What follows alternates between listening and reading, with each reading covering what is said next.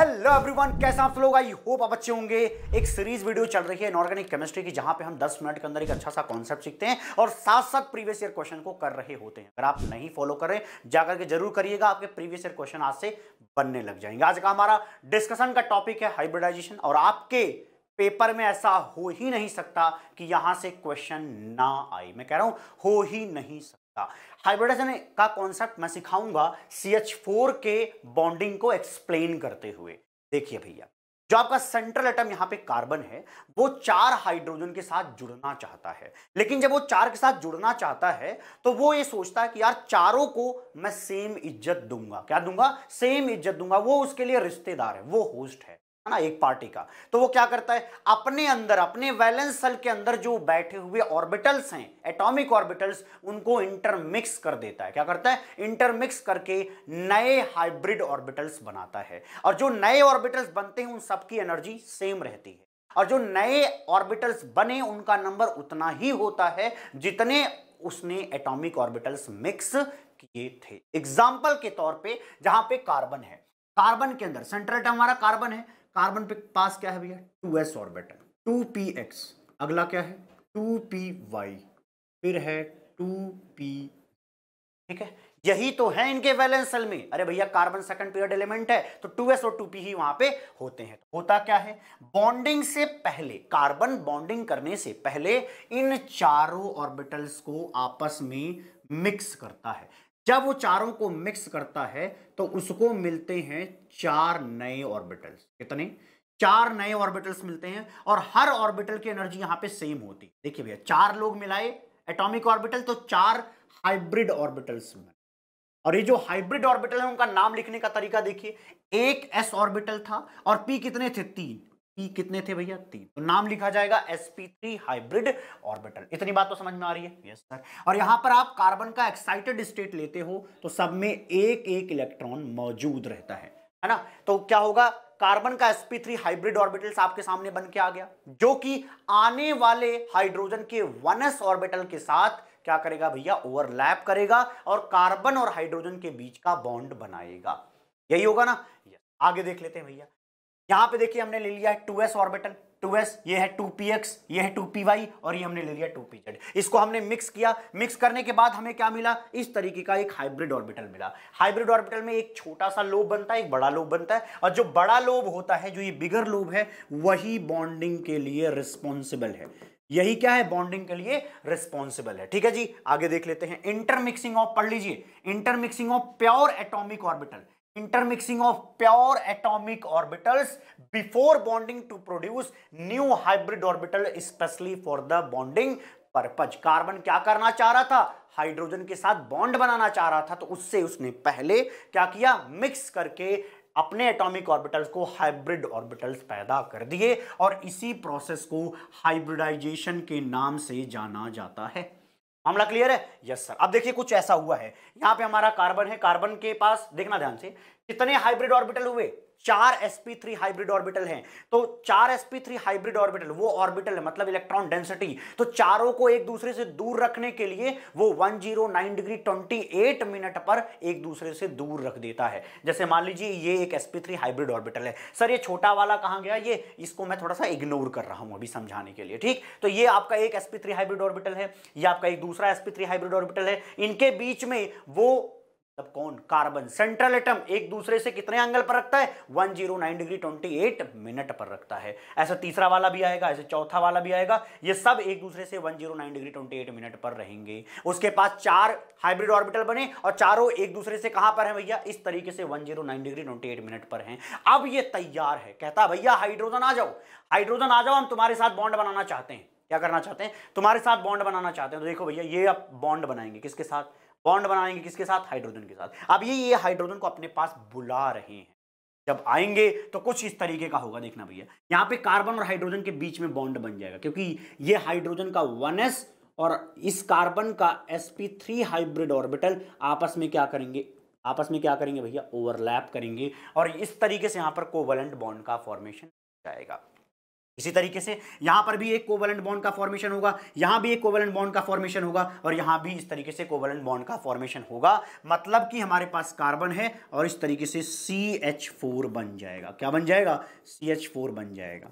अब कभी कभी मन में सवाल उठ सकता है कि भैया यहां पे क्या बॉन्ड लेंथ सेम आएगी? जरूर सेम आएगी। इसकी जितनी बॉन्ड लेंथ है, मान लो ये x एंगस्ट्रॉम है, ये y है, ये z है, w है, तो एक बात समझ ही लो भैया, ये sp3 और ये 1s, ये sp3 ये 1s, ये sp3 ये 1s, ये sp3 ये 1s। अगर ओवरलैपिंग सेम है तो भैया बॉन्ड लेंथ भी सेम आएगी। इसका मतलब x is equal to Y is equal to Z is equal to W.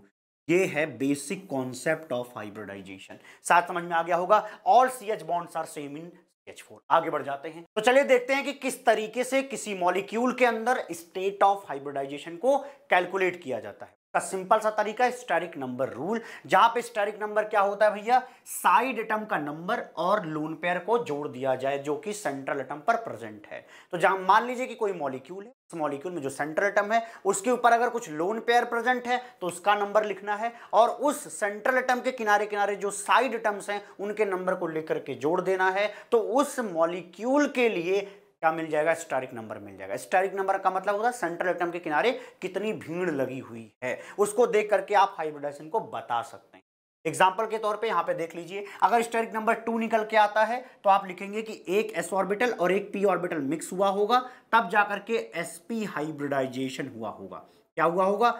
sp hybridisation हुआ होगा। और अगर किसी मॉलिक्यूल में sp हाइब्रिडाइजेशन होगा तो वो ज्योमेट्री वाइज लीनियर होगा, मतलब सीधी लाइन होगी। जैसे कि मान लीजिए a है, उसके किनारे b इस तरीके से लगे हुए हैं। क्या है? b इस तरीके से लगे हुए हैं। a पर कोई लोन पेयर नहीं, तो लोन पेयर का नंबर 0, लेकिन a के किनारे दो साइड एटम है तो 2 + 0 तो हो जाएगा 2। स्टेरिक नंबर 2 होने पर क्या बोलोगे कि a पर जो हाइब्रिडाइजेशन है वो sp हाइब्रिडाइजेशन है, और वहां पर जो ज्योमेट्री निकल के आ रही है वो लीनियर है। क्लियर मामला। अगर स्टेरिक नंबर 3 है तो आप क्या बोलोगे? एक s ऑर्बिटल, दूसरा px और यहां पर py। यहां पे आप कुछ भी ले सकते हो, ठीक है? यहां पे भी आप जरूरी नहीं है px और py लो, हो सकता है कि YZ हो, ऐसा बस कोई दो लेना है। तो यहां पर जो आएगा स्टेट ऑफ हाइब्रिडाइजेशन वो क्या होगा? sp2। और अगर sp2 है ज्योमेट्री तो वहां पर ट्रायगोनल प्लेनर आएगा, ट्रायगोनल प्लेनर उसकी ज्योमेट्री आएगी। मामला क्लियर है? अगर स्टेरिक नंबर 4 है तो आप क्या बोलोगे? px py pz। तो वहां पर हाइब्रिडाइजेशन कितना आएगा?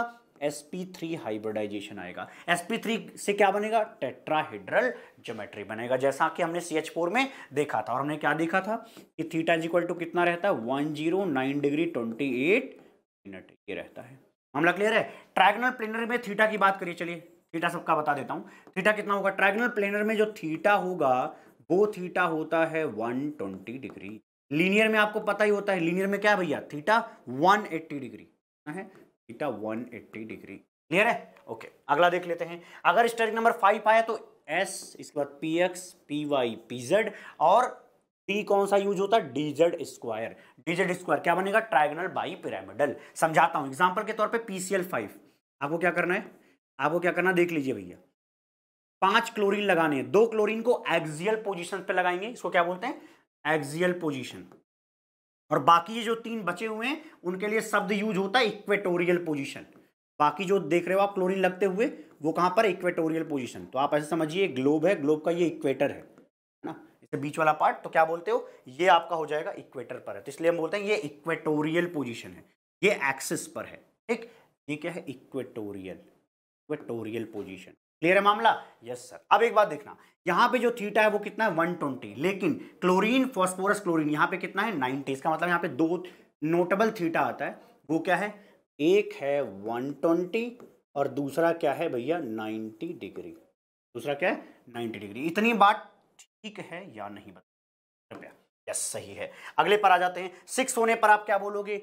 px py pz। अब देखो dz स्क्वायर तो रहता ही है ऑक्टाहेड्रल में, नया क्या हो जाता है? x square minus Y square. ये ऑक्टाहेड्रल होता ही ऐसा है कि आप क्या बोलोगे? एक्स वाई प्लेन में ले लो, है ना, 4 लोगों को एक्स वाई प्लेन में ले लो और एक ऊपर एक नीचे ले लो, तो इस तरीके से बन जाएगा एक dz स्क्वायर, दूसरा dx square minus Y.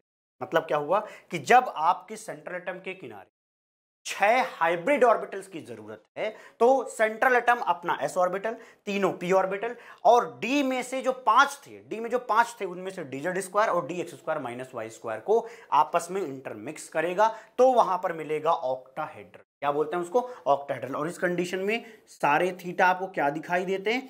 90 degree दिखाई देते हैं। क्लियर है? अगले पर आ जाते हैं। 7 के केस में आप क्या बोलोगे? यहां पर तो आप बोलोगे कि चलो px py pz, ये क्या हो जाएगा? dz स्क्वायर, ठीक है, dz स्क्वायर। इसके बाद ये क्या होगा? dx स्क्वायर, ये वही वाला होगा जो ऊपर हमने पढ़ा, x square minus Y square. ये क्या हो जाएगा? x square minus Y square, और ये वाला अगला हो जाएगा dxy, है ना? क्योंकि हमने क्या लिखा है 7 के लिए, हम क्या बोलते हैं? 5 लोग एक साथ ले लो, एक ऊपर एक नीचे, तो आप क्या लिखते हो? 5 लोग एक साथ मतलब पेंटागनल। बाई पिरामिड का मतलब होता है 2 पिरामिड, जैसे यहां पर होता है ना bi pyramidal. Trigonal bi pyramidal का मतलब ट्रायंगल, ट्रायंगल पर एक पिरामिड ऊपर और एक पिरामिड नीचे, तो ये हो गया ट्रायगोनल बाई पिरामिडल। पेंटागन का मतलब नीचे पेंटागन बना हुआ है और उस पर एक पिरामिड ऊपर और एक नीचे है। क्लियर है? तो इस तरीके से आपको ज्योमेट्री तुरंत ही पता चल जाती है। आइए आगे चलते हैं, अब प्रैक्टिस करना है भाई, ठीक है? तो आप यहां से आगे देख सकते हैं, कर ले जाएंगे, शायद खुद कर ले जाएंगे। आप बताइएगा 1 2 3 4, आप खुद कमेंट करिए कि यहां पर क्या आएगा state of hybridization for the central atom. किसी के लिए चलिए एक्सप्लेन कर देता हूं मैं, है ना? यहां पर मान लीजिए कि हमने ले लिया है SO4 2 नेगेटिव। SO4 2 नेगेटिव में देखिए सल्फर के किनारे, सिंपल सी बात है, 4 ऑक्सीजन, तो पहले आप इस तरीके से 4 बॉन्ड बना लीजिए। कितने नेगेटिव चार्ज है? 2 नेगेटिव चार्ज, 2 नेगेटिव चार्ज है तो आप इस तरीके से बना लीजिए, कहीं भी लगा लीजिए, 2 लग गए। और जहां पे नेगेटिव चार्ज है वो सिर्फ सिंगल बॉन्ड बनाएगा, और जहां पे नेगेटिव चार्ज नहीं है वो अपनी वैलेंसी भरने के लिए डबल बॉन्ड बनाएगा। तो ये रहा इसका स्ट्रक्चर। आप सल्फर पे देखिए, सल्फर के किनारे कितने साइड एटम हैं? कितने हैं? 1 2 3 4, इसके किनारे 4 साइड एटम है। लोन पेयर है क्या? कोई नहीं। लोन पेयर यहाँ पे कोई नहीं है, 0, तो इसलिए यहाँ पर 4 बनेगा। 4 से क्या बनेगा? sp3। State of hybridization is sp3 on sulphur. Clear है? तो ये टेट्राहेड्रल सकल सूरत का होगा। यहां पर अगर आप बॉन्ड एंगल देखेंगे तो 109 डिग्री 28 मिनट होगा। अब हम बात कर लेते हैं SF4 में। SF4 में आप क्या देखते हो भैया? सल्फर। इसको बनाने का तरीका सिंपल सा बताता हूं। सल्फर के आउटर सेल में कितने इलेक्ट्रॉन है बताइए? आप कहेंगे सर 6 इलेक्ट्रॉन है। कैसे पता करते हैं? आपको सिर्फ फैमिली देखना है, ऑक्सीजन की फैमिली देखनी है, तो ऑक्सीजन के बाहर कितने इलेक्ट्रॉन है?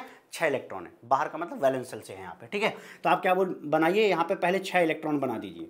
6 इलेक्ट्रॉन बना दिया। बनाने के बाद देखिए फ्लोरीन लगा है, फ्लोरीन तो एक बॉन्ड बनाता है। अगर फ्लोरीन एक बॉन्ड बनाता है तो आप क्या करिए, एक एक बॉन्ड ऐसे बना लीजिए। क्या करिए भैया? एक एक बॉन्ड बना दीजिए। बनाने के बाद आप क्या देखते हो? एक लोन पेयर बच रहा है, तो आप लिखोगे स्टेरिक नंबर फॉर SF4। एक तो लोन पेयर है, किनारे किनारे कितने एटम है? 4 एटम है। बस डायरेक्टली आपको जवाब मिल गया।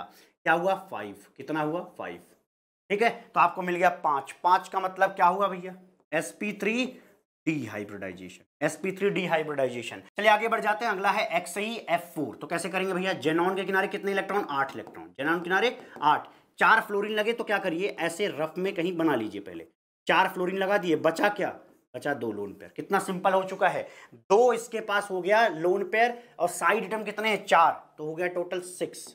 6 का मतलब क्या हो जाएगा? यहां पर हाइब्रिडाइजेशन क्या आएगा बोलो? sp3d2 निकालने का यही तरीका रखिए तो ज्यादा आसान रहता है आपके लिए, ठीक है? sp3d2 इस तरीके से आपको मिल जाएगा। क्लियर है? बाकी के आप कमेंट करोगे, इसके किसके आप बताओगे? इनका और इन सब का। तो ये 1 2 3 4 5 6 आप कमेंट करके बताइएगा कि क्या हाइब्रिडेशन आएगा सेंट्रल एटम पे। चलिए कुछ क्वेश्चंस कर लेते हैं। वैसे क्वेश्चन ज्यादा बताने लायक है नहीं, बहुत आसान सा है। क्या लिखा है? sp2 sp2 sp sp। आपको देखना है लेफ्ट टू राइट। तो देखिए sp2 sp2 लिखा है तो निश्चित रूप से ये वाला ऑप्शन सही, ये वाला ऑप्शन, बी वाला ऑप्शन यहाँ पे सही आएगा। अगला देख लीजिए, in which of the following pair both the species have sp3 hybridisation. देखते ही जवाब मारिए भाई, sp3 हाइब्रिडेशन। प्रैक्टिस कर लीजिए, आपको जवाब पता चल जाएगा, ठीक है? बाकी में आप चेक कर लीजिएगा कि दोनों में sp3 हाइब्रिडाइजेशन नहीं आएगा। क्लियर है? अगला देख लेते हैं भाई। अगला लिखा हुआ है कि molecule among the following which is linear. अब लीनियर होने के लिए आपको क्या चाहिए? sp हाइब्रिडाइजेशन चाहिए। अब sp हाइब्रिडेशन कहां देखने को मिल रहा है? ये रहा, ये बी वाले ऑप्शन में देखने को मिल रहे हैं। बाकी में आप जाके देखोगे तो नहीं मिल रहा होगा, है ना? बाकी में अगर जैसे यहाँ पे है तो यहाँ पे देखो sp2 हाइब्रिडेशन, तो ये तो प्लेनर हो जाएगा यहाँ पे, है ना? और यहाँ पे तो आप बोलोगे सब के सब क्या है? टेट्राहेड्रल ही है।